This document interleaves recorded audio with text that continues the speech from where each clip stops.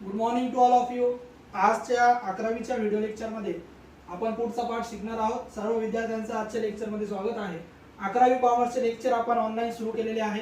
Google मीटवर आपण रोज lecture घेतोय आणि परत यूट्यूबद्वारे सुद्धा मुलांना आपण व्हिडिओज प्रोव्हाइड करतोय. अकाउंटन्सी मध्ये, कारण 11वीचा अकाउंटन्सी हा बेसिक अकाउंटन्सी आहे, त्याच्यामध्ये क्लॅरिटी येण्यासाठी ऑनलाईन अकाउंटन्सी जर शिकायचं असेल तर त्याच्यामध्ये क्लॅरिटी येण्यासाठी, त्याच्यामध्ये परफेक्शन येण्यासाठी गुगल मीटवर पण आणि यूट्यूबला पण आपण दोन्ही पद्धतीने मुलांसाठी इथं व्हिडिओज अपलोड करत आहोत, माहिती प्रोव्हाइड करत आहोत. तर आपण मागच्या लेक्चरला बुक किपिंगचा अर्थ आपण बघितलेला होता की बुक किपिंगचा अर्थ काय आणि बुक किपिंगचा अर्थ आपण मागच्या लेक्चरला शिकलेलो होतो. आज आपल्याला पुढचं शिकायचं आहे बुक किपिंगचे फीचर्स किंवा बुक किपिंगचा ऑब्जेक्टिव्ह काय आहे किंवा इम्पॉर्टन्स काय आहे book keeping.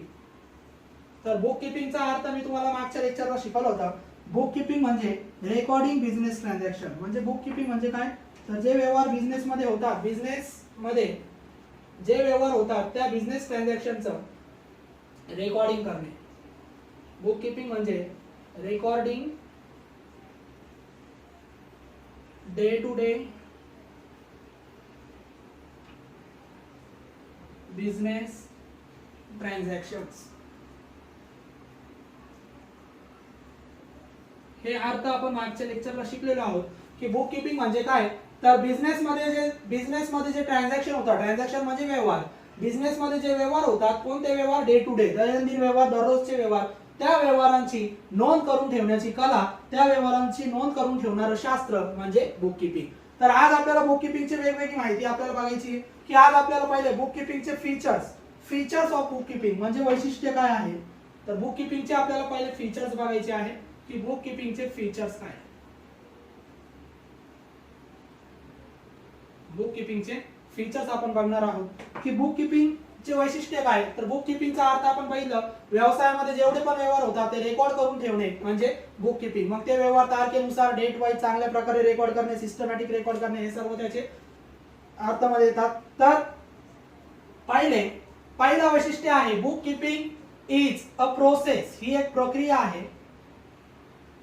Book keeping is a process, ती एक प्रक्रिया आहे. कशाची प्रक्रिया, process to record day to day transactions, business transactions. पहिलं वैशिष्ट्य की बुक किपिंग ही एक प्रक्रिया आहे. कशाची प्रक्रिया, तर day to day business transaction record करण्याची प्रक्रिया. म्हणजे व्यवसायामध्ये जे काही व्यवहार होतात ते दररोजचे व्यवहार रेकॉर्ड करणारी प्रक्रिया म्हणजे बुक किपिंग. हा पहिला वैशिष्ट्य आहे. त्याच्यानंतर दुसरं financial transactions.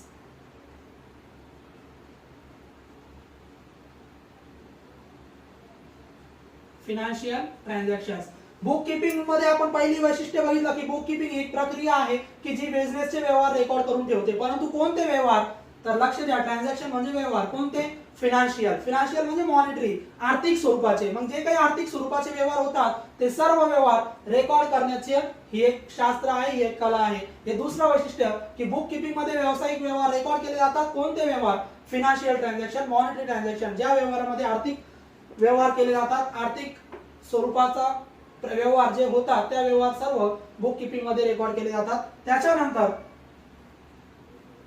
Record is done किंवा record is made in set of books of account. म्हणजे व्यवहार तर रेकॉर्ड करतो आपण, परंतु हे व्यवहार कसे रेकॉर्ड केले जातात, तर record is made in the set of books of account. म्हणजे अकाउंटचं काही सेट असतं, अकाउंटचं काही ठराविक स्ट्रक्चर असतं, त्या अकाउंट मध्येच हे व्यवहार रेकॉर्ड केले जातात. म्हणजे असे कुठेही रेकॉर्ड नाही केले जात. तर बुक किपिंग मध्ये जे काही व्यवसायाचे व्यवहार तुम्ही रेकॉर्ड करता ते विशिष्ट सेट ऑफ अकाउंट मध्ये, जे काही अकाउंटचे सेट असतं, जे काही अकाउंटचं स्ट्रक्चर असतं, त्या स्ट्रक्चर मध्ये हे अकाउंट व्यवहार आपण रेकॉर्ड करत असतो. त्याच्यानंतर जे व्यवहार तुम्ही रेकॉर्ड करतात ते व्यवहार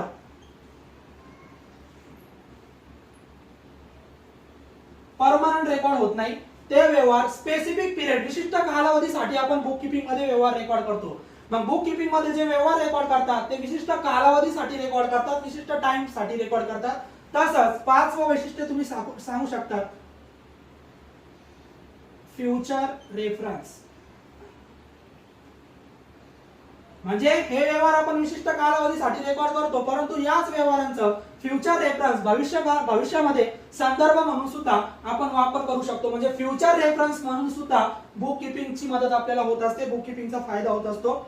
आणि बुक किपिंग हे आर्ट पण आहे ऍज वेल ऍज सायन्स पण आहे. म्हणजे बुक किपिंग मध्ये जे व्यवहार तुम्ही रेकॉर्ड करतात ते रेकॉर्ड करणारी बुक किपिंग ही एक आर्ट आहे, कला आहे, तसंच ती एक शास्त्र पण आहे. तर हे होते बुक किपिंगचे वैशिष्ट्य. तर पहिलं, बुक किपिंग ही एक प्रोसेस आहे. कशाची प्रोसेस? बिझनेस मध्ये झालेले व्यवहार रेकॉर्ड करण्याची प्रक्रिया. त्याच्यानंतर बुक किपिंग फक्त प्रक्रिया नाही, व्यवहार रेकॉर्ड करण्याची. तर कोणते व्यवहार बुक किपिंग मध्ये रेकॉर्ड केले जातात? फिनान्शियल ट्रान्झॅक्शन, ज्या व्यवहारामध्ये इकॉनॉमिकली आर्थिक घटकांचा वापर केला जातो, मॉनिटरी ट्रान्झॅक्शनचा वापर केला जातो, ते सर्व ट्रान्झॅक्शन आपण बुक किपिंग मध्ये रेकॉर्ड करतो. तसंच जे व्यवहार तुम्ही रेकॉर्ड करता ते असे कुठेही रेकॉर्ड केले जात नाही. विशिष्ट सेट ऑफ अकाउंट असतात, अकाउंटचा ढाचा असतो, अकाउंटचं स्ट्रक्चर असतं, त्याच अकाउंट मध्ये बुक किपिंग मध्ये व्यवहार रेकॉर्ड केले जातात. जे व्यवहार तुम्ही बुक किपिंग मध्ये रेकॉर्ड करतात ते परमनंटली रेकॉर्ड केले जात नाही, स्पेसिफिक पिरियड, विशिष्ट कालावधीसाठी, 6 महिने, 1 वर्ष असं विशिष्ट कालावधीसाठी रेकॉर्ड केले जातात. आणि हेच व्यवहार तुम्ही फ्युचर रेफरन्स म्हणून, भविष्यकालीन संदर्भ म्हणून वापरू शकता. तसंच बुक किपिंग मध्ये जे व्यवहार रेकॉर्ड होतात ते एका प्रकारचे आर्ट आणि सायन्स आहे. म्हणजे ते व्यवहार रेकॉर्ड करण्याची बुक किपिंग ही आर्ट पण आहे, कला पण आहे, आणि बुक किपिंग हे शास्त्र पण आहे. तर हे झाले बुक किपिंगचे फीचर्स, की बुक किपिंगचे वैशिष्ट्य काय. त्याच्यानंतर आपण इथं बघूया बुक किपिंगचे ऑब्जेक्टिव्ह.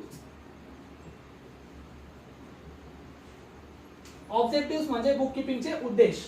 मग बुक किपिंगचे ऑब्जेक्टिव्ह काय, बुक किपिंगचे उद्देश काय, ते आपल्याला इथं बघायचे आहे. तर बुक किपिंगचे उद्देश आपल्याला लगेच इथं कळतं की बुक किपिंगचा सगळ्यात महत्त्वाचा उद्देश काय, की व्यवसायामधील व्यवहारांचं काय करणे, रेकॉर्ड करणे, नोंद करणे. म्हणजे सगळ्यात पहिलं जे व्यवहार तुम्ही बिझनेसचे रेकॉर्ड करणार आहात ते व्यवहार ॲक्युरेटली,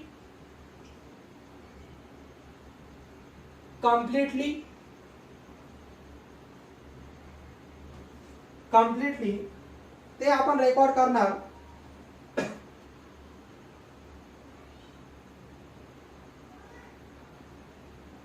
ऑल फिनान्शियल ट्रान्झॅक्शन्स. म्हणजे बिझनेस मध्ये जे व्यवहार तुम्ही बुक किपिंग मध्ये रेकॉर्ड करणार ते सर्व व्यवहार ॲक्युरेटली रेकॉर्ड करणे हा उद्देश आहे बुक किपिंगचा. म्हणजे जे व्यवहार आपण रेकॉर्ड करतो ते ॲक्युरेटली आहे, अचूक आहे, चुकीचे नाही, सगळे व्यवहार अचूक आहे, बरोबर आहे. तसंच कंप्लीट आहे, कोणताही व्यवहार अर्धवट नाही, सर्व व्यवहार आपण पूर्ण रेकॉर्ड करणार आहोत. म्हणजे बिझनेस मध्ये जे व्यवहार तुम्ही रेकॉर्ड करतात, बिझनेसचे जे व्यवहार रेकॉर्ड करतात ते व्यवहार अचूक पद्धतीने रेकॉर्ड करणे, पूर्ण व्यवहार रेकॉर्ड करणे हा पहिला उद्देश आहे बुक किपिंगचा. बुक किपिंगचा पहिला उद्देश काय, तर सर्व व्यवहार ॲक्युरेटपणे रेकॉर्ड करणे आणि सर्व व्यवहार कम्प्लिटली रेकॉर्ड करणे. जे काही व्यवहार फिनान्शियल ट्रान्झॅक्शन तुम्ही रेकॉर्ड करणार ते फक्त रेकॉर्ड नाही करायचे, तर ते ॲक्युरेटली रेकॉर्ड करायचे, अचूक पद्धतीने रेकॉर्ड करायचे आणि पूर्ण रेकॉर्ड करायचे, अर्धवट रेकॉर्ड करायचे नाही. हा पहिला आणि महत्त्वाचा उद्देश आहे बुक किपिंगचा, की बुक किपिंग मध्ये जे व्यवहार तुम्ही रेकॉर्ड करणार ते सर्व ॲक्युरेटली रेकॉर्ड करायचे आणि कम्प्लीट म्हणजे पूर्ण रेकॉर्ड करायचे. त्याच्यानंतर दुसरा उद्देश, टू नो प्रॉफिट और लॉस ऑफ बिझनेस. हा दुसरा खूप महत्त्वाचा उद्देश आहे, की बुक किपिंगचा दुसरा उद्देश काय, ते फक्त बिझनेसचे व्यवहार करेक्टली रेकॉर्ड करणे, कम्प्लीट रेकॉर्ड करणे हेच उद्देश नाहीये. अजून एक उद्देश, टू नो माहिती करून घेणे. काय माहिती करून घेणे? प्रॉफिट, प्रॉफिट म्हणजे नफा, और लॉस किंवा लॉस म्हणजे तोटा, कुणाचा, बिझनेसचा. म्हणजे त्या व्यवसायामध्ये नफा होतोय का तोटा होतोय हे माहिती करून घेणे, हे सुद्धा बुक किपिंगचा उद्देश आहे. म्हणजे बुक किपिंगचा दुसरा उद्देश काय, बुक किपिंग फक्त बिझनेस मधील व्यवहार रेकॉर्ड करत नाही, तर बुक किपिंगचा दुसरा उद्देश बिझनेस मध्ये प्रॉफिट होतोय की लॉस होतोय हे माहिती करून घेणे, हे सुद्धा बुक किपिंगचा एक महत्त्वाचा उद्देश आहे. की आपल्याला जर बघायचं असेल की व्यवसायामध्ये प्रॉफिट होतोय की लॉस होतोय तर आपल्याला बुक किपिंगची मदत घ्यावी लागते. बुक किपिंग मुळेच आपल्याला कळतं. का कळतं व्यवसायामध्ये प्रॉफिट होतोय की लॉस होतोय हे आपल्याला बुक किपिंग मुळे का कळतं? कारण व्यवसायामधील सर्व व्यवहार ची नोंद कशामध्ये करत असतो आपण? बुक किपिंग मध्ये करत असतो. त्याच्यानंतर टू नो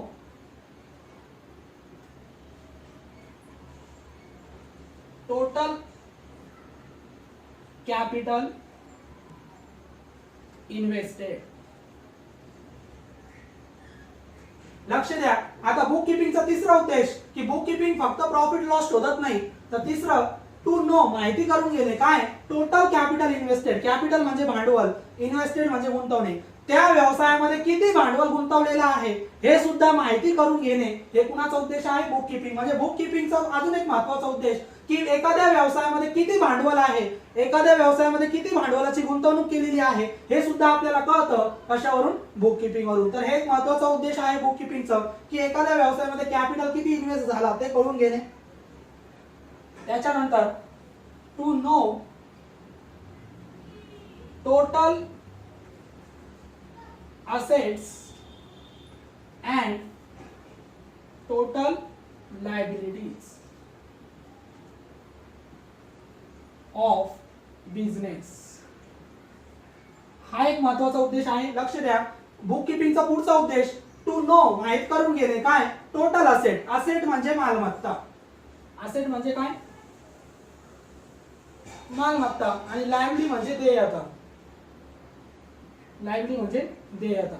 मग टू नो काय माहित करून घ्यायचं की त्या व्यवसायामध्ये किती मालमत्ता आहे, किती असेट आहे, तसंच त्या व्यवसायाच्या किती देयता आहे, त्या व्यवसायाला किती देय द्यायचं आहे, किती त्यांचं देणं बाकी आहे, किती त्यांची जबाबदारी आहे. एखाद्या व्यवसायाच्या मालमत्ता आणि एखाद्या व्यवसायाच्या देयता लायबिलिटी हे जाणून घेण्यासाठी, माहित करून घेण्यासाठी कशाची मदत होते? बुक किपिंगची. म्हणजे बुक किपिंगचा पुढचा उद्देश प्रत्येक व्यवसायामध्ये किती असेट आहे, त्या व्यवसायामध्ये किती मालमत्ता आहे, तसंच त्या व्यवसायाला किती जबाबदारी आहे, त्या व्यवसायाला किती लायबिलिटी आहे, त्या व्यवसायाला किती देणं आहे हे माहित करून घेण्यासाठी आपल्याला काय उपयोगी पडतं? Book keeping. तर बुक किपिंगचा हा एक महत्त्वाचा उद्देश आहे. त्याच्यानंतर पाचवं to no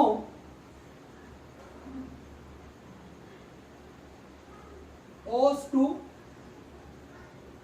others or to know owes to others and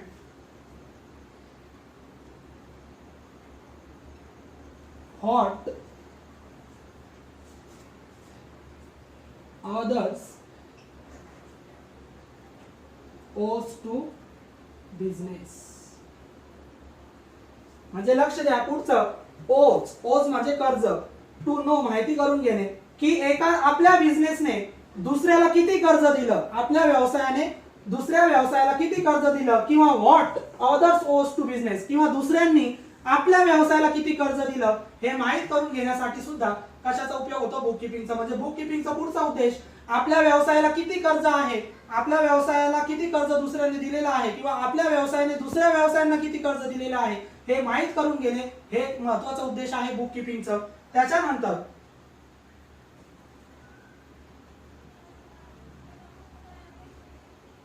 to evaluate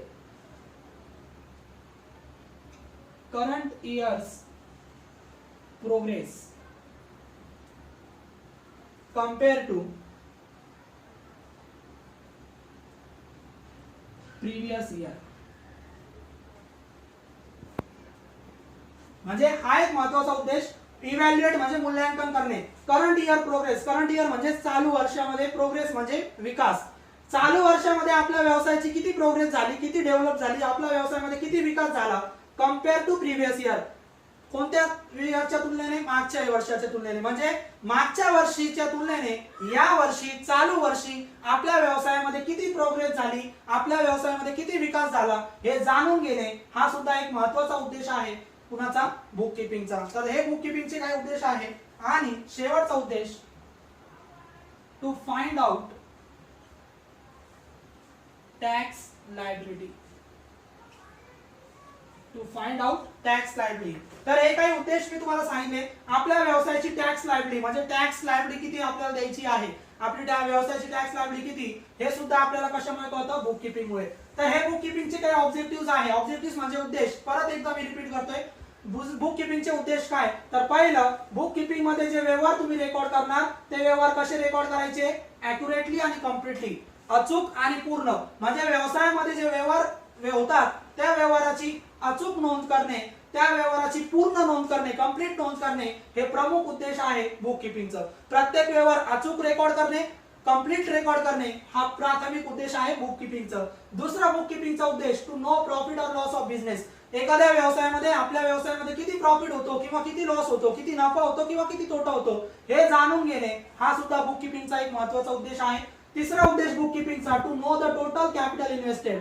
व्यवसायामध्ये किती कॅपिटल इन्व्हेस्ट केलं, कॅपिटल म्हणजे भांडवल, इन्व्हेस्ट म्हणजे गुंतवणे, व्यवसायामध्ये किती भांडवलाची गुंतवणूक झालेली आहे याची माहिती सुद्धा आपल्याला बुक किपिंग द्वारे मिळते। म्हणजे बुक किपिंगचा पुढचा उद्देश एखाद्या व्यवसायामध्ये किती भांडवलाची गुंतवणूक झालेली आहे ते समजून घेणे हे सुद्धा याचा एक महत्त्वाचा उद्देश आहे।